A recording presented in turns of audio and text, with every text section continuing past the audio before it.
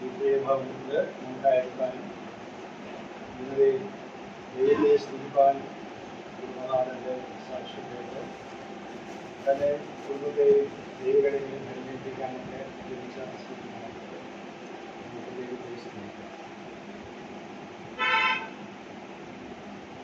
ഈ നാളുകളിൽ ഞാൻ വായിക്കുകയും ധ്യാനിക്കുകയും പഠിപ്പിച്ചുകൊണ്ടിരിക്കുന്ന ഒരു വേദഭാഗത്തിൽ ചില ചിന്തകൾ വളരെ ചുരുങ്ങിയ സമയം കൊണ്ട് പറഞ്ഞ് അവസാനിപ്പിക്കണം തന്നെയാണ് ബുദ്ധർക്ക് എഴുതിയ രണ്ടാമത്തെ ലേഖനത്തിൽ നിന്നാണ് ഞാൻ ചില കാര്യങ്ങൾ പഠിപ്പിക്കാനായിട്ട് ആഗ്രഹിക്കുന്നത്.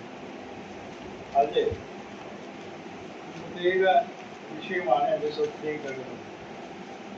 യേശു ക്രിസ്തുവിലൂടെ ഉള്ള ദൈവിക അനുഗ്രഹം അല്ലെങ്കിൽ ബന്ധം എന്താണെന്ന് തിരിച്ചറിഞ്ഞ പൗലോസ് ദൈവമക്കൾക്ക് എഴുതുന്ന ഒരു ലേഖനമാണ്. കൊരിന്ത്യരെ കുറിച്ച് നമുക്കറിയാം. അതിൻ്റെ ഒന്നാം ലേഖനത്തിൽ വായിക്കുന്നു. വളരെ ധാർമ്മികമായിട്ട് വളരെ പിന്നിൽ നിന്നിരുന്ന സമൂഹമായിരുന്നു കൊരിന്ത്യയിലുള്ള വ്യക്തികൾ. അതേക്കുറിച്ച് ഒന്നുമില്ല ആറാം അധ്യായത്തിൽ വായിക്കുന്നു. നിങ്ങളും ഈ കൂട്ടത്തിൽപ്പെട്ടവരാണ് എന്ന് പറഞ്ഞുകൊണ്ട് വലിയ പട്ടിക അവിടെ നൽകുന്നു.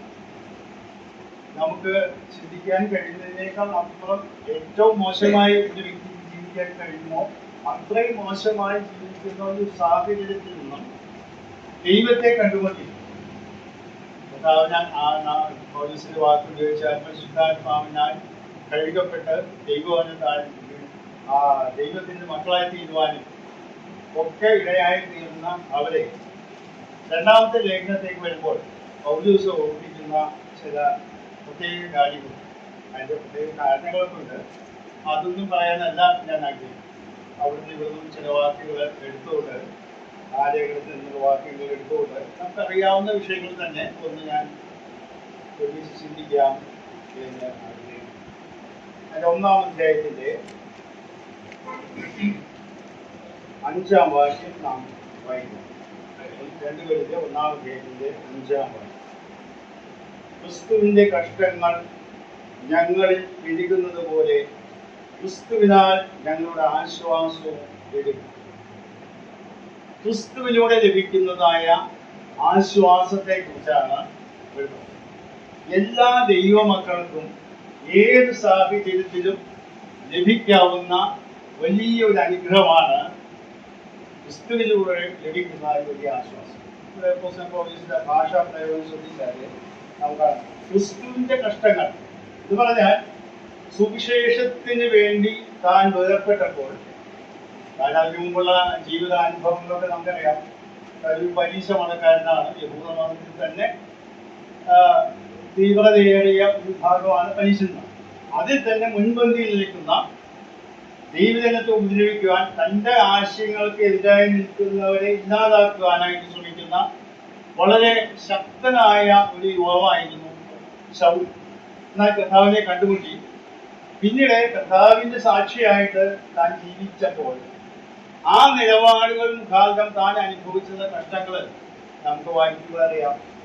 പുതിയ നിയമത്തിൽ ഇത്രയും യേശുക്രിസ്തുവിന്റെ അനുഗാമികളായിട്ടുള്ള ആളുകൾ ഇത്രയും കഷ്ടം അനുഭവിച്ച് സുവിശേഷത്തിന് വേണ്ടി പോരാടിയ ദൈവസഭകളെ സ്ഥാപിച്ച, അതുപോലെ മരണം തന്നെ നേരിട്ടു എന്ന് തോന്നാവുന്ന അത്രയും പീഡകൾ നേരിട്ട വ്യക്തിയാണ് പൗലോസ്.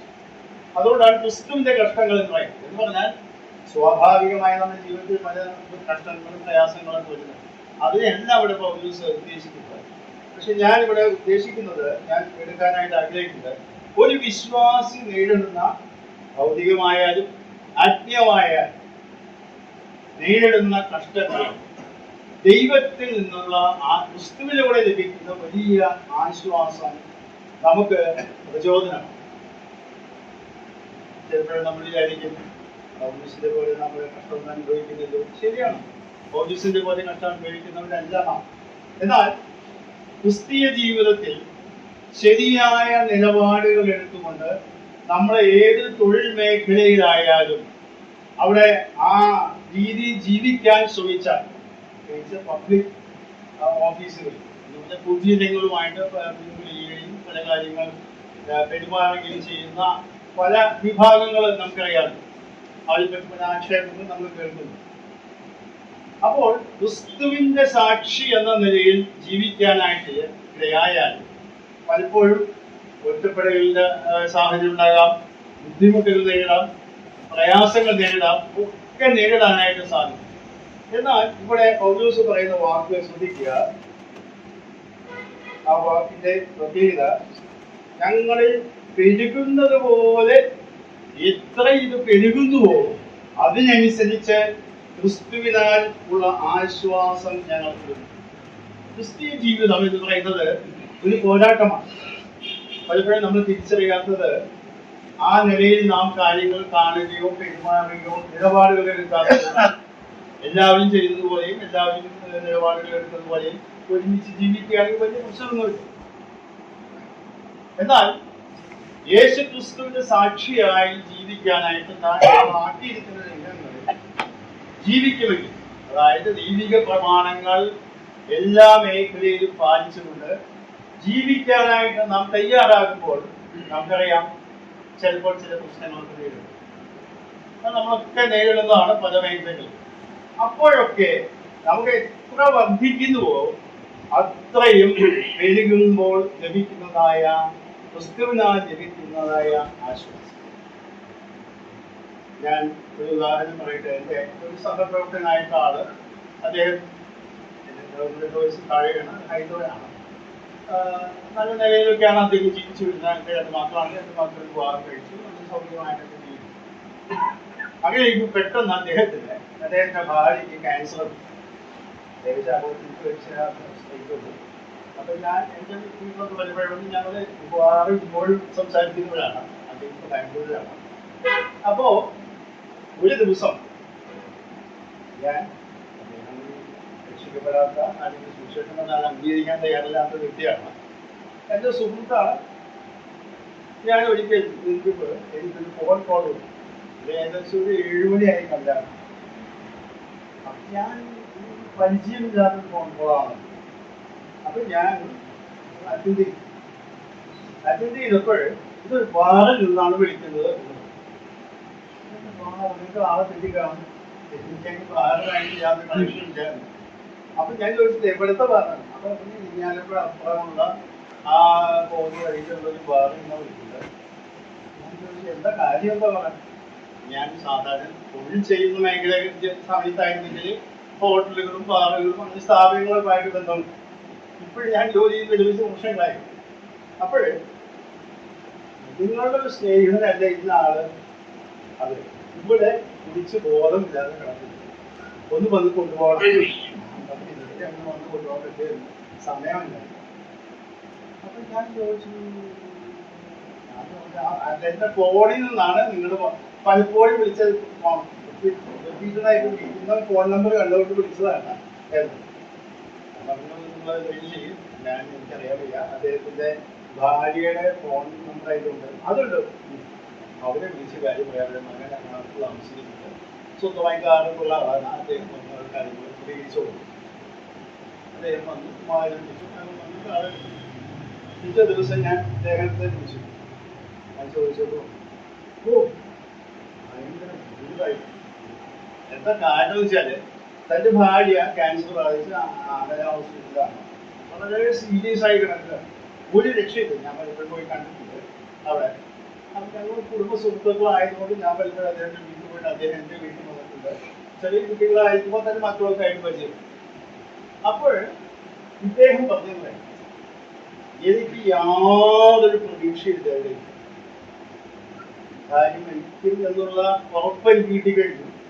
4th സ്റ്റേജാണ്, ഒരു രക്ഷയില്ല എന്ന് പറഞ്ഞു. ഇനി നിങ്ങൾ വരെ പാലിയേറ്റീവ് സഹായിച്ചു കൊണ്ടുപോവുകയാണ്. ഞാൻ ആകെ വശക്കടായി. അപ്പോ അദ്ദേഹത്തിന്റെ ഒരു അമ്മാവിന്റെ വീട് അവിടെ ഉണ്ട്. അദ്ദേഹത്തെ കാണാൻ പോയി. പോകുന്ന വഴിക്ക് ഭാര്യ മദ്യപിച്ച് വെളിവില്ലാതെ കിടക്കുക. ഞാൻ ചോദിച്ചു, അല്ല ഇങ്ങനെ ഇത്രയും താൻ ഇങ്ങനെ മദ്യപിക്കുന്ന എനിക്ക് അറിയില്ലായിരുന്നു. കൂടുമ്പോ അതെ, നിങ്ങൾക്കത് പറയാൻ പറ്റില്ല. നിങ്ങൾക്ക് പ്രാർത്ഥനയും ഇതൊക്കെ ഉള്ള ആൾക്കാരെ ഭയങ്കരമായി. എനിക്ക് അങ്ങനെ ഒരു ആശ്രയം. ഞാൻ പലപ്പോഴൊക്കെ അമ്പലത്തിൽ പോകും. ഞാൻ ജീവിതത്തിന്റെ വലിയ പ്രതിസന്ധികളൊക്കെ നേരിട്ട ആളാണ് ഞാൻ. അപ്പോൾ ഔദ്യോഗിക രംഗത്തുള്ള കാര്യങ്ങളൊക്കെ അദ്ദേഹം നന്നായിട്ട് അറിയാം. അപ്പോ ഞാൻ ചോദിച്ചു, നിങ്ങൾക്ക് ദൈവത്തിൽ അതൊക്കെ ഒരു പരിധി വരെയുള്ളൂ എന്ന് പറഞ്ഞാൽ, നിരാശ, ബുദ്ധിമുട്ടും നിരാശയും വന്നാൽ പിന്നെ ഒളിച്ചോട്ടമാണ് അവരെ കാര്യം.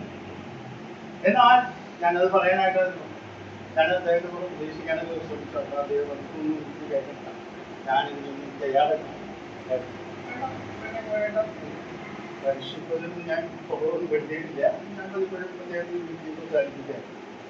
ഞാൻ പറഞ്ഞത്, ദൈവ മക്കൾക്കുള്ളതായ വലിയ ആശ്വാസം എന്ന് പറയുന്നത്, എത്ര കഷ്ടങ്ങൾ പെരുകിയാലും അതിനനുസരിച്ച് പെരുകുന്ന ആശ്വാസം ലഭിക്കാനായിട്ട് ക്രിസ്തുവിലൂടെ നമുക്ക് ലഭിക്കുന്നു എന്നുള്ളതാണ് നമ്മുടെ വലിയ ആശ്വാസം. ഇതിന്റെ അർത്ഥം, പൗലോസിന്റെ ജീവിതം നാം പഠിക്കുമ്പോഴേ പല സ്ഥലങ്ങളിൽ കാണാൻ സാധിക്കും. അതൊന്നും എല്ലാം എടുത്ത് വിവരിക്കാൻ ശ്രമിക്കുന്നില്ല. ഒറ്റപ്പെടലിന്റെ സാഹചര്യം.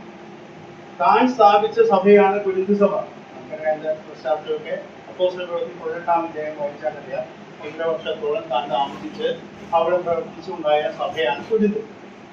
ഇപ്പോൾ കൊരിന്തിൽ കള്ള അപ്പോസ്തലന്മാർ എന്ന അപ്പോസ്തലൻ വിശേഷിപ്പിക്കുന്നതായ ചിലരെ കടന്നുവന്ന് പൗലോസിന്റെ അപ്പോസ്തലത്വത്തെ ചോദ്യം ചെയ്യുകയും അവരുടെ മനസ്സിൽ, ആ വിശ്വാസികളുടെ മനസ്സിൽ സംശയങ്ങൾ ഉളവാക്കുകയും ഇവരാകെ പരിഭ്രാന്തരായിരിക്കുന്ന ഒരു സാഹചര്യമാണ്. എന്ന് പറഞ്ഞാൽ, പല സുവിശേഷന്മാരും ഈ സാക്ഷ്യം പറയുകയായിട്ട് അവരുടെ പ്രവർത്തനത്താൽ ആരംഭിച്ച പല സ്ഥലം സഭകളും കുറച്ച് കൊല്ലങ്ങൾ കഴിയുമ്പോൾ മറ്റുള്ളവരെ അവരെ കൈകാര്യം ചെയ്യാൻ, അവരെ പുറത്താക്കുന്ന അല്ലെങ്കിൽ അവരെ ഒറ്റപ്പെടുത്തുന്ന സാഹചര്യങ്ങൾ വരെ ഉണ്ടായിട്ടുണ്ട്. അത് നമുക്കും വർത്തമാന കാലത്തും അറിയാവുന്നതാണ്. എന്നാൽ ഇവിടെ പോലീസ് പറയാൻ കാരണം, താൻ അനുഭവിച്ച ആ കഷ്ടങ്ങളിൽ ദൈവത്തിൽ നിന്നുള്ള ഒരു വലിയ ആശ്വാസം ലഭിച്ചപ്പോൾ താൻ ക്ഷണിച്ചു പോകാതെ മുമ്പോട്ട് പോയി എന്നുള്ളത് വലിയ ആശ്വാസം. ഇത് എല്ലാ ദൈവ മക്കൾക്കും ലഭ്യമാണ്. ജീവിതത്തിന്റെ ഏത് പ്രതിസന്ധിയായാലും കഷ്ടങ്ങൾ പെരുകും തോറും ക്രിസ്തുവിനാൽ ആശ്വാസവും നമുക്ക് വർദ്ധിച്ചു വരുന്നതായിട്ട് പെരുകുന്ന ആ വാക്കാണ് അവിടെ എഴുതിയത്. ക്രിസ്തുവിനാൽ ഞങ്ങൾ ആശ്വാസവും പെരുകും. അഥവാ വർദ്ധമാനമായ പ്രശ്നങ്ങൾ വരുമ്പോൾ വർദ്ധമാനമായ നിലയിലുള്ളതായ ആശ്വാസം ലഭിക്കാൻ ഒരു സ്ഥാനം നമുക്കുണ്ട്. നാം പാട്ടൊക്കെ പാടുകയാണ്, പാട്ടൊക്കെ പാടിയല്ലോ. ആ പാട്ടില് പറഞ്ഞെന്താണ്, ഇപ്പൊ സൗഭാഗ്യം ഇക്ഷിതിരിക്കും ഇല്ല മറ്റെങ്ങും നിശ്ചയമാണ്. പാട്ടുകാരൻ പാടുന്നത് ദൈവ കഷ്ടതയുണ്ട്, രോഗമുണ്ട്, ബുദ്ധിമുട്ടുണ്ട്, പ്രതിസന്ധികളൊക്കെ ഉണ്ട്. എന്നാൽ എത്രത്തോളം കഷ്ടങ്ങൾ നമ്മൾ പെരുകുന്നു അതിനനുസരിച്ച് പെരുകുന്നതായ ആശ്വാസം ലഭിക്കാനായിട്ട് വായിക്കാൻ വായിക്കാം. അപ്പോസ്തല പ്രവൃത്തി 23-ാം അധ്യായത്തിന്റെ 11-ാം വാക്യം. അപ്പോസ്തല പ്രവൃത്തി 23-ാം അധ്യായത്തിന്റെ 11-ാം വാക്യം.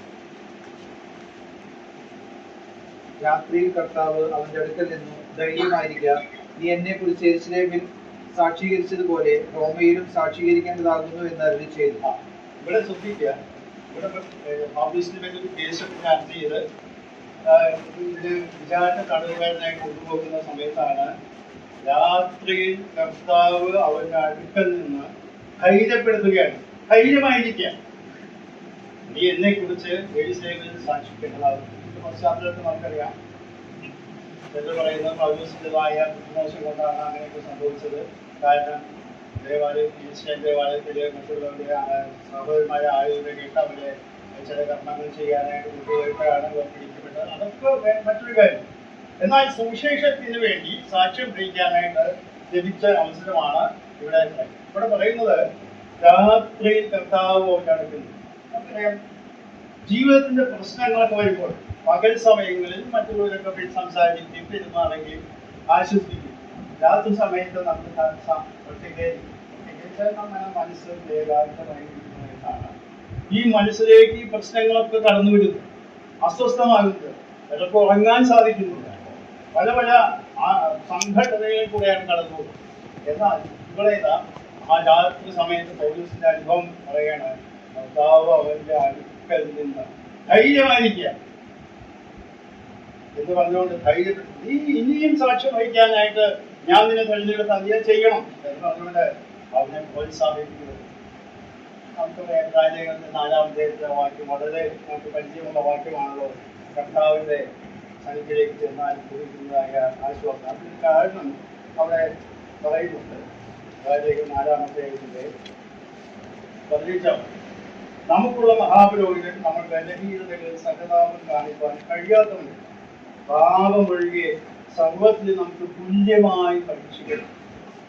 ദൈവമായിരുന്നവൻ അല്ലെങ്കിൽ ദൈവപുത്രൻ മനുഷ്യനായി തീർന്നപ്പോൾ നാം സുവിശേഷങ്ങൾ വായിച്ചു നോക്കിയാൽ നമുക്ക് കാണാൻ സാധിക്കും.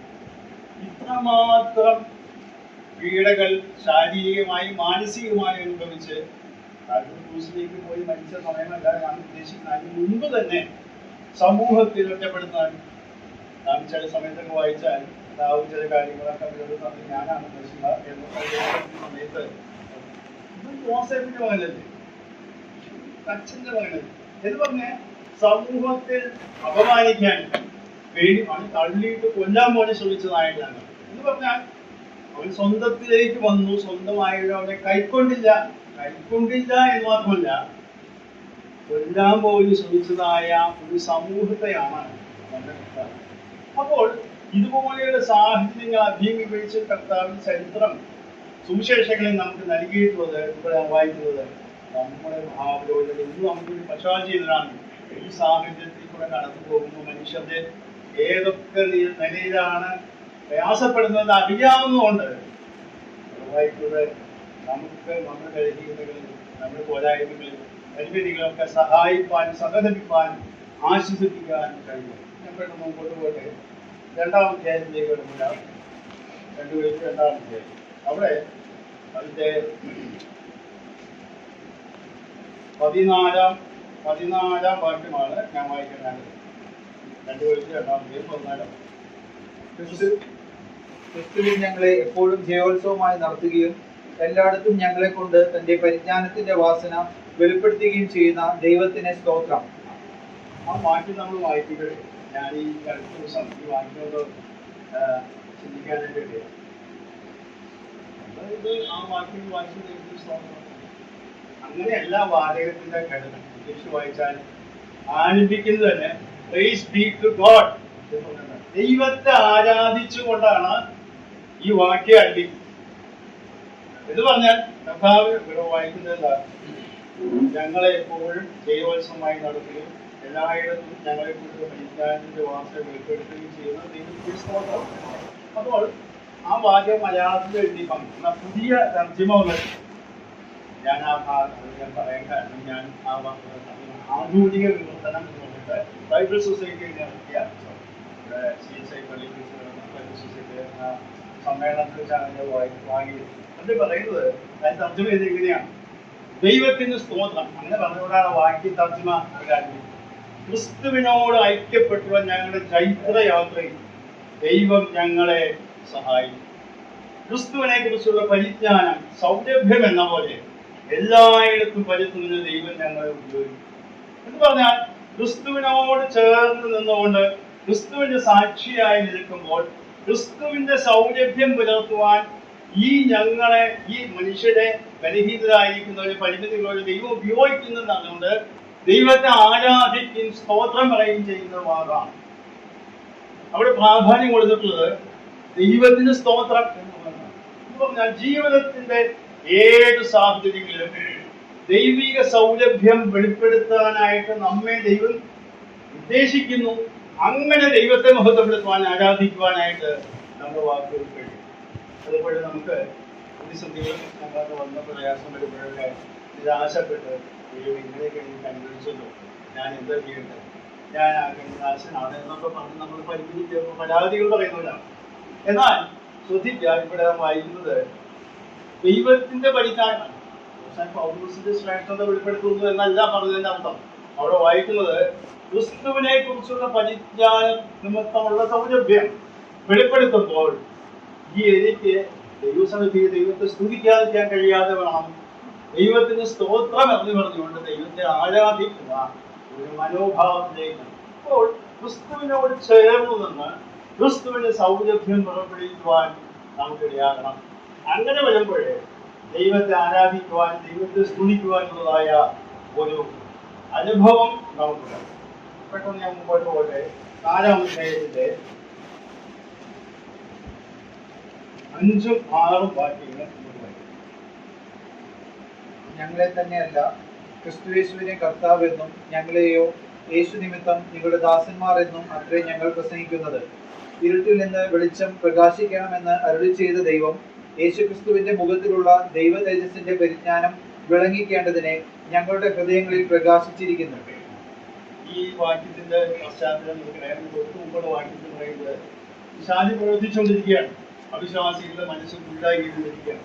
എന്നാൽ ഇപ്പോൾ പറയുന്നത് നമ്മൾ വായിക്കുന്നത് സുവിശേഷത്തിന്റെ പ്രകാശനം ശോഭിക്കാതിരിക്കാൻ ദൈവം വിശ്വാസികളുടെ മനസ്സിൽ ഉണ്ടായി. അപ്പോൾ ഇവിടെ പറയുന്നത് ഞങ്ങളെ തന്നെ അല്ല എന്ന് പറഞ്ഞാൽ ഞങ്ങളെ അല്ല ഞങ്ങൾ ഉയർത്തി കാണിക്കുന്നത്, ഞങ്ങള് ക്രിസ്തുയേശുവിനെ കർത്താവായി അംഗീകരിക്കുന്നു.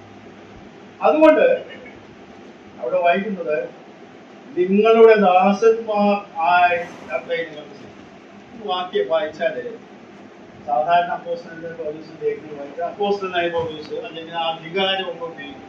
ഇവിടെ പ്രത്യേക വാക്കാണ് ഉപയോഗിച്ചത്. ശ്രദ്ധിച്ചോ, ആ വാക്യം നിങ്ങൾ ശ്രദ്ധിച്ചാൽ മനസ്സിലാക്കും.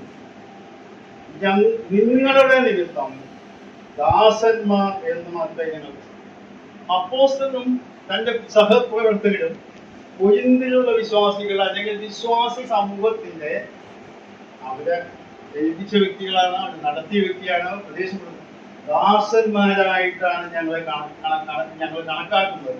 നിങ്ങൾക്ക് വേണ്ടി അടിമയുടെ വേല ചെയ്യാനായിട്ട്, ദാസ്യപ്രവർത്തനം ചെയ്യാനായിട്ട് പോലും ഞങ്ങൾ തയ്യാറാണ്. അതിന്റെ കാരണം അവിടെ പറയുന്നത് ക്രിസ്തുയേശു ഞങ്ങളുടെ കർത്താവായി തീർന്നു. ക്രിസ്തുയേശു ഞങ്ങളുടെ കർത്താവായി തീർന്നു, അല്ലെങ്കിൽ ഞങ്ങളുടെ യജമാനനായി തീർന്നു. ഇനി ഞങ്ങൾക്ക് സ്വന്തമായിട്ട് ഒന്നും തന്നെയില്ല. നമ്മുടെ യോഹന്നാന്റെ സുവിശേഷം 14-ാം അധ്യായത്തിന്റെ ആ ഭാഗം എടുത്ത് വായിക്കാതെ നമുക്കറിയാം. കർത്താവ് ലോകം വിട്ട് പിതാവിന്റെ അടുക്കൽ പോകുവാനുള്ള നാഴിക വന്നപ്പോൾ ദൈവത്തായ ശുശ്രൂഷ ആരംഭിക്കുന്നതിന് മുമ്പായിട്ട് താൻ ചെയ്ത കാര്യമാണ് വസ്ത്രം ഊരി വെച്ചു. എന്നിട്ട് പറയും നിങ്ങളെ ഗുരുവെന്നും കർത്താവെന്നും വിളിക്കുന്നു എന്ന് കർത്താവ് പറഞ്ഞത്. കർത്താവും ഗുരുവുമായ ഞാൻ നിങ്ങളുടെ കാലുകൾ കഴുകിയിരിക്കും. ഈ കർത്താവിന്റെ ശിഷ്യനാണ് അപ്പോസ്തലനായ പൗലോസ്. പലപ്പോഴും നമ്മളൊക്കെ സ്ഥാനമാനങ്ങൾക്ക് വേണ്ടിയുള്ളതായ വ്യക്തതയും എനിക്ക് അംഗീകാരം കിട്ടിയിട്ടില്ലല്ലോ എന്നുള്ള വിചാരവും, ഉയർന്ന സ്ഥാനം കിട്ടണം, മറ്റുള്ളവരെ എന്നെ അംഗീകരിക്കണം, മറ്റുള്ളവരെ എന്നെ ഉയർത്തി കാണിക്കണം എന്നൊക്കെയുള്ള വിചാരം മാനുഷികമായി വിടുന്നു. എന്നാൽ ഇവിടെ പൗലോസ് പറയുകയാണ്, ഈ കർത്താവ് എന്റെ യജമാനായി തീർന്നപ്പോൾ ഞാൻ നിങ്ങളുടെ ദാസനാവുന്ന. ഇവിടെ വായിക്കുന്ന വാക്ക് വളരെ ശ്രദ്ധേയമാണ്. നിങ്ങളുടെ ദാസന്മാരാണ് എന്ന് പറഞ്ഞാൽ ദൈവജനത്തിന് ദാസ്യ ശുശ്രൂഷ ചെയ്യുന്ന നേതൃത്വം. അത് പഠിപ്പിച്ച നേതൃത്വം എന്ന് പറഞ്ഞാൽ അത് തന്നെയാണ്. നാം സുവിശേഷങ്ങൾ വായിച്ചാൽ ആ കാര്യം മനസ്സിലാക്കാൻ വിശദീകരണങ്ങളിലേക്ക് ഇപ്പൊ ഞാൻ കിടക്കുന്നില്ല. അതിന്റെ താഴെ വാക്യം 6-ാം വാക്യം ഞാൻ വായിക്കുന്നത്, അവിടെ വായിക്കുന്നത് ദൈവം യേശുക്രിസ്തുവിന്റെ മുഖത്തിലുള്ള ദൈവതേജസ്സിന്റെ പരിജ്ഞാനം വിളങ്ങിയിരിക്കണം എന്ന് പറഞ്ഞാൽ നമ്മെ കാണുന്നവർ യേശുക്രിസ്തുവിന്റെ മുഖത്തിലുള്ള ദൈവതേജസ്സിന്റെ പരിജ്ഞാനം വെളിപ്പെടുത്തി ജീവിക്കണം എന്നാണ്. ഇതുപോലെ നാം ഈ ഭാഗങ്ങളൊക്കെ വായിക്കും. ഞാൻ ഈ ഭാഗങ്ങളൊക്കെ വായിച്ചപ്പോൾ വളരെ ചിന്തിക്കേണ്ടായി. നമുക്ക് എത്ര പുറകിലാണ്, ഞാൻ എത്ര പുറകിലാണ്. അപ്പോസ്തലൻ പൗലോസ് വെളിപ്പെടുത്തുന്ന ഈ അനുഭവങ്ങള് വെച്ച് നോക്കിയാൽ ദീർഘവർഷങ്ങളായി നമ്മൾ രക്ഷിക്കപ്പെട്ടു, സ്ഥാനപ്പെട്ടു, സ്വഭാവത്തിലാണ് പല ശുശ്രൂഷകളൊക്കെ ചെയ്യുന്നതൊക്കെ ശരിയാണ്. എന്നാൽ ഈ കാഴ്ചപ്പാട് നമുക്കുണ്ടോ? തൻ യജമാനനായ കർത്താവിനെ കണ്ടപ്പോൾ അവന് വേണ്ടി ദാസ്യപ്രവൃത്തി സഹോദരന്മാരും അത് ചെയ്യാനുള്ള മനോഭാവമുള്ള പൗലോസ്. അപ്പോൾ തന്നെ പൗലോസ് പറയുകയാണ്, ഞങ്ങള് വെളിപ്പെടുത്തുന്നത് ഞങ്ങളെയല്ല, യേശു ക്രിസ്തുവിന്റെ തേജസ്സുള്ള ദൈവ തേജസ്സിന്റെ പരിജ്ഞാനം വെളിപ്പെടുത്തും. ഈ 1 കൊരിന്ത്യർ 2-ാം അധ്യായത്തിൽ നാം പലപ്പോഴും വായിക്കുന്ന വാക്യമാണ്. 1 കൊരിന്ത്യർ 2-ാം അധ്യായത്തിലെ 7-ാം വാക്യം. ദൈവം ലോക സൃഷ്ടിക്ക് മുമ്പേ നമ്മുടെ തേജസ്സിനായി മുൻ നിയമിച്ചതും മറഞ്ഞിരുന്നതുമായ ദൈവത്തിന്റെ ജ്ഞാനം മർമ്മമായി ഞങ്ങൾ പ്രസ്താവിക്കും. അത് ഈ ലോകത്തിന്റെ പ്രഭുക്കന്മാർ ആര് പറഞ്ഞില്ല, അറിഞ്ഞു വരുന്നെങ്കിൽ തേജസ്സിന്റെ കർത്താവിനെ വിശേഷിക്കും. ഇവിടെ കർത്താവിനെ വിശേഷിപ്പിക്കുന്നത് തേജസ്സിന്റെ കർത്താവ്. എന്നിട്ട് പറയുകയാണ്, ലോക സൃഷ്ടിക്ക് മുമ്പേ കർത്താവ് നമ്മളെ വീണ്ടെടുക്കാനായിട്ടുള്ള പരിപാടി ആസൂത്രണം ചെയ്തത് നമ്മുടേതായ ദൈവ തേജസ് നഷ്ടപ്പെടുത്തിയത് തിരിച്ചു കിട്ടാനാണ്. ആ ദൈവ തേജസ് എന്ന് പറഞ്ഞാൽ ഇവിടെ അപ്പോസ്തലൻ പൗലോസ് പറയുന്നു, ക്രിസ്തുവിന്റെ മുഖത്തിലുള്ള ദൈവ തേജസ്സാണ് നാം എടുക്കുന്നത്. അതിപ്പോഴും നമുക്ക് വിദ്യാഭ്യാസം ലഭിക്കുമ്പോൾ, സാധനങ്ങൾ ലഭിക്കുമ്പോൾ, കഴിവുകൾ ലഭിക്കുമ്പോൾ, സ്ഥാനങ്ങളൊക്കെ അംഗീകരിക്കുമ്പോൾ നമ്മൾ അതിൻ്റെതായ രീതിയിലൊക്കെയാണ് പ്രതികരിക്കുന്നതും പെരുമാറുന്നതും. നേരെ ചോദ്യം പറഞ്ഞില്ലെങ്കിലും അതാണ് നമ്മുടെ മനസ്സിലിരിക്കുന്നത്. എന്നാൽ ഇവിടെ പറയുന്നത് ദൈവ തേജസ്സിന്റെ പരിജ്ഞാനം വിളങ്ങുവാനായിട്ട് നിങ്ങൾക്ക് പൗലോസ് പറയും, ഞങ്ങൾ അതാണ് ചെയ്തത്. വീട്ടിൽ വെളിച്ചം പ്രകാശിക്കാൻ ദൈവം കൽപ്പിച്ചു. അങ്ങനെ അപ്പോസ്തലൻ പൗലോസ് സാക്ഷ്യം പറയുന്നുണ്ട്.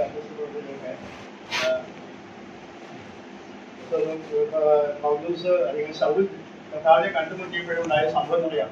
സൂര്യനെ കവിയുന്ന പ്രകാശം താൻ കണ്ടു, താൻ അന്ധനായി അവിടെ നിലത്ത് വീഴുകയായിരുന്നു. എന്നിട്ട് താൻ പറയുമ്പോൾ വളരെ മനോഹരമായിട്ട് സാക്ഷ്യം പറയുമ്പോൾ പലപ്പോഴും അത് ആവർത്തിച്ച് പറയുന്നതായിട്ട് കാണാൻ സാധിക്കും.